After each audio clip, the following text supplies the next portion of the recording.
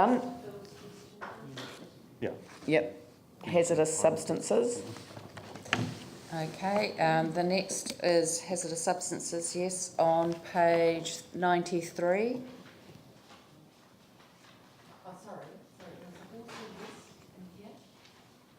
Sorry, if you're going right the way through to 93, there were a couple of other ones in here, I think Awatea and Horswell West. That's right, they come up. Oh, sorry, so you're not going past them? No. Okay. No, sorry. I'm just going through the document in order. Sorry, I had them in the previous chapter. Okay, that's cool. Yep. Is there any other issue? So that's a tick on that. Page 93, right. That's all. Sorry? Moving on to now residential, the Riccarton Racecourse, and there is a proposal attached to the additional sheet that you got, the short one. There was a map on the back. I may not have brought that with me. It's one of the pages I didn't bring.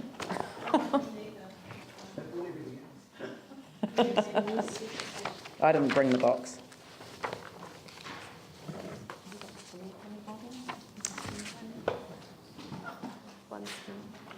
No, of the minister's comments. No.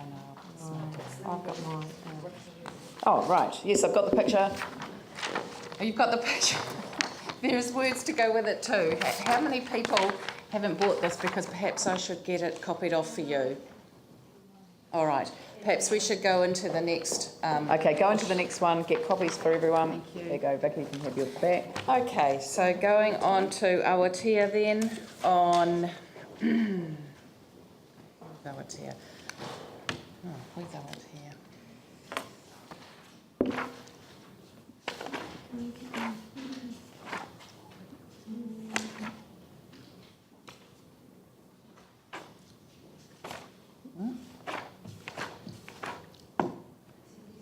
On page 115.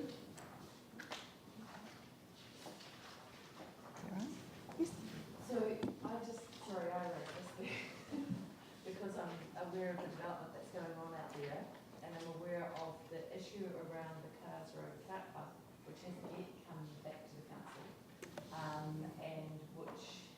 There is some possible agreement or not to relocate the kart club out to a quarry which hasn't yet started to be dug in McLean's Island.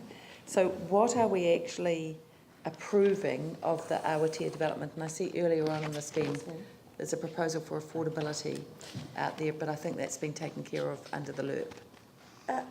So I have a picture of the Awatea, the MV, or the housing accord. Yep. How close are we going to the...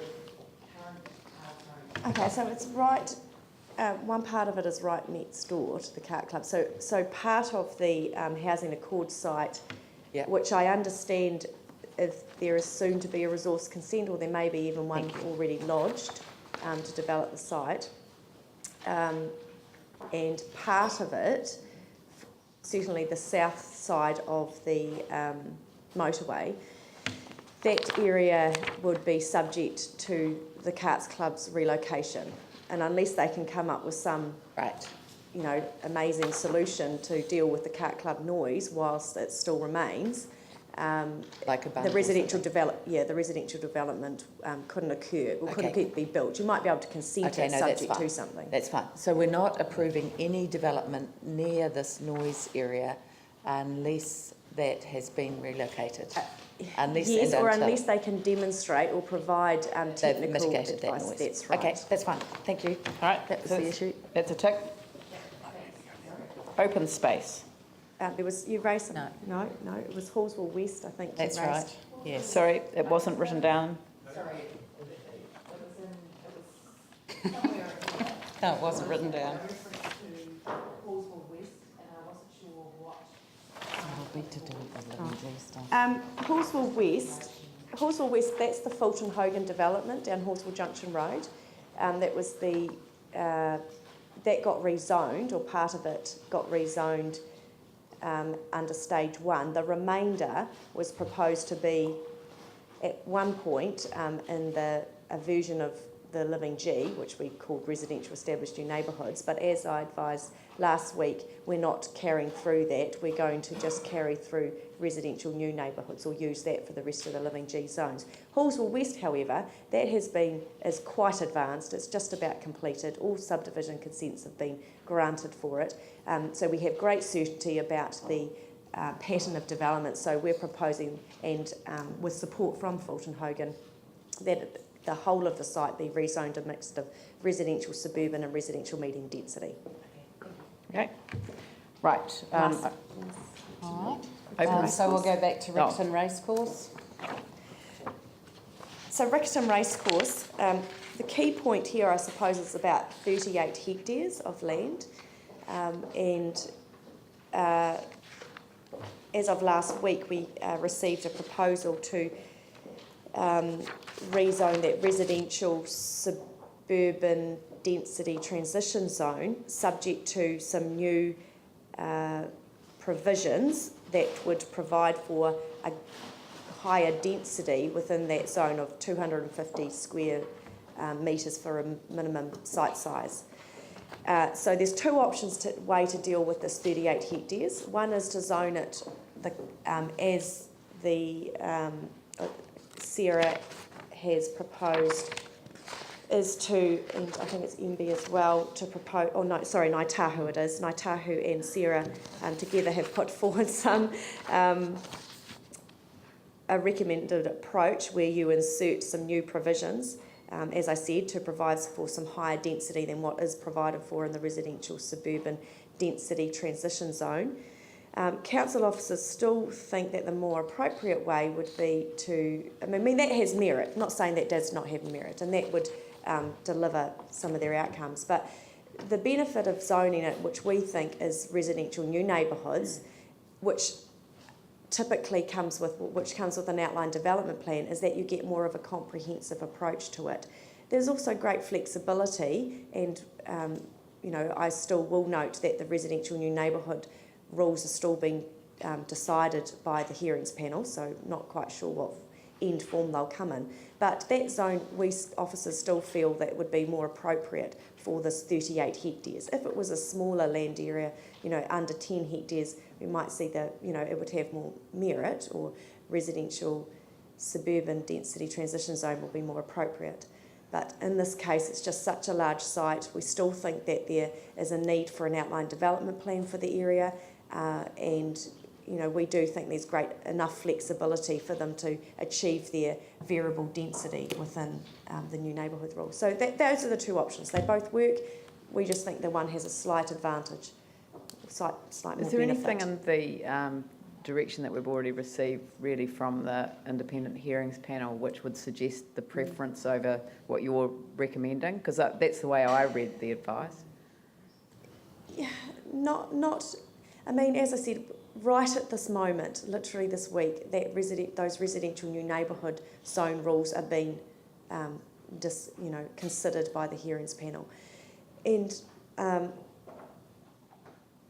this can just still be resolved through submission process and through mediation. So say if we get but this is creating another overlay on a set of rules. rules. Quite right. And yes, the so way that I the read point, yes. the independent hearings panel sort of advice on strategic directions was that they didn't want to have overlays and multiple different classifications. Quite right. So yes. yeah, and it's not the residential suburban density transition on its own. It's a Riccarton Racecourse overlay, which I can understand why people want their own special set of rules, but if that can be catered for in the concept of the ODP that would be required under the residential new neighbourhood. So it seems to me that it's more in line with what the independent hearings panel is leaning towards, rather than a specific one-off case for Riccarton Racecourse. And the officers' comments, we've highlighted that as well. I mean, overlays are just getting incredibly complex. I mean, there's so many of them. Yeah, so to reduce complexity, it's simpler to just zone it residential new neighbourhoods. Well, that's my preference. And I mean, the point is that enables people to argue the toss. So if the independent hearings panel wants to, introduce that layer of complexity, then so be it. But I think we should be promoting the idea of simplicity and less overlays rather than more. That's my view. Yeah, I think so. Yeah. So unless anyone's got an alternative point of view. Last week, I remember in surrounding area of the property owner and the residents of Stamen Street and also Yoko's Road, the area, they have around 200 people. They have raised this kind of issue to the elect member, but I was in there too late, because due to attend another the long-term plan, the public session meeting, because they particularly concerned need, no matter what kind of the case, and they would like to have a kind of public notified, because they're particularly concerned if the area, because currently is kind of the based on the Reserve Act, actually is not yet make any subdivision, right? Still need to going on to the Parliament the bill, this process. And otherwise, their concern is transport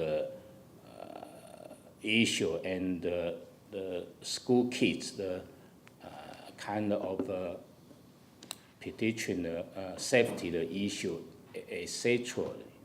So I'm wondering, so if based on these several cases, rezoning, exemplar, or change the attenuation of Race Course Resort Act, or develop, or etc. I'm not sure, which one can go to the public notification, notified. Well, neither of the proposed zones for Riccarton Racecourse would result in public notification. The land is deemed appropriate for residential development.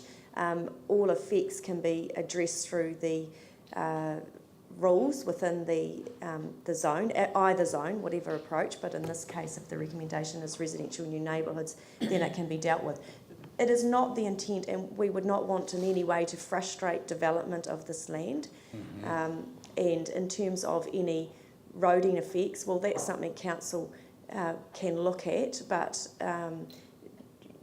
generally safety improvements, well, that's reviewed annually, and if there are concerns and they've been assessed as real concerns, then that's a matter for a different process to resolve road safety concerns. But I mean, we don't want to result in notification of this land and frustrate development. Council's already passed that. For the residents of Steedmans Road and Yaldhurst Road, in terms of the processes, because I got John to outline these for me because I couldn't be at the meeting either. As I understand it, from their point of view, to address what they see as the impact on transport, particularly around the edges of quite a major new residential subdivision, they actually need to go to the hearings panel with their concerns.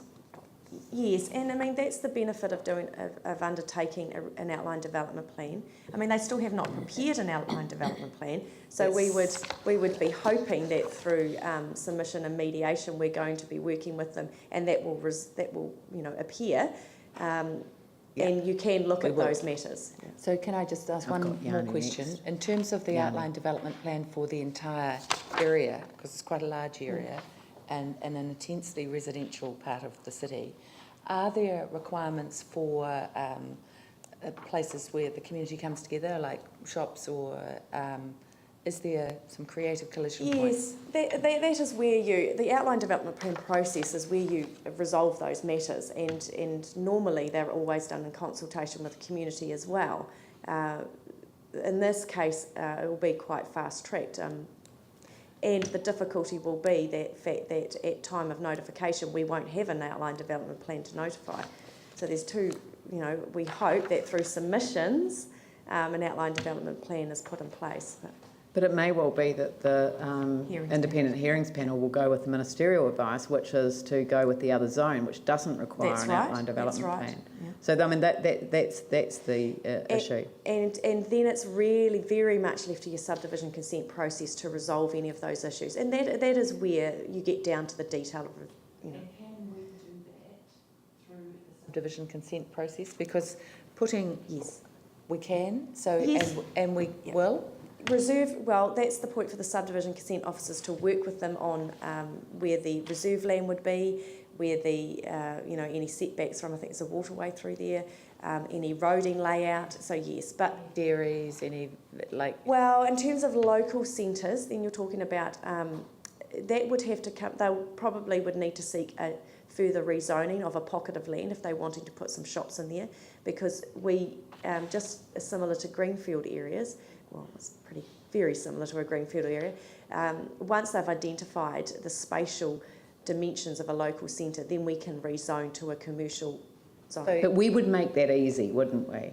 Of course. Yeah, but no, because I mean, I know the history of Tamara Park, and there's nothing in there, just zip. Yes. Not one dairy, not nothing. You know, you have to walk, you have to get in your car to get a paper on a Sunday if you don't have it delivered. And it's just a nonsense. But it's the same developer, and it was a set of rules that they came up against, and intransigence that meant that the small group of shops that they had in their plan just didn't proceed. They just gave up. So that's what I know the history of it because I used to be the MP for the area, and I wasn't the MP at the time the development went in, but I knew straight away what the impact of not having any local facilities was for such a massive development. Yes, and again I come back to this is where you need the outline development plan, you need it to identify, and then you need to follow through and rezone. I mean, the council itself, if it, I don't know what the retail assessments have been in this area, but the thing with local shops, they don't typically, they don't have retail distribution effects, so we don't actively go out and put them in place. It's not to say that council can't signal, or strongly advise a need for a local centre and a few shops. But the other thing about this is a lot of the areas, it's the market that needs to drive the need, or that's where the developers come in. I know, but this is. I mean, sorry, we were at a meeting last night. We were listening to what makes a city happy, and and actually bumping spaces, walking distance. They're all about what makes people not only happy but healthy, resilient. Yes. The environment more sustainable. I mean, there's just everything goes in favour of having local. That's right. Well, I mean, at some point we can come back with some more advice from John Meeker, who is working with Ngāi Tahu and Sarah more closely, and he can sort of advise on where they're at with the detailed planning of the area. What I'm desperate to avoid here, because it is potentially a really cool development, but... Oh, shit. Shoot. Shit, Ellie.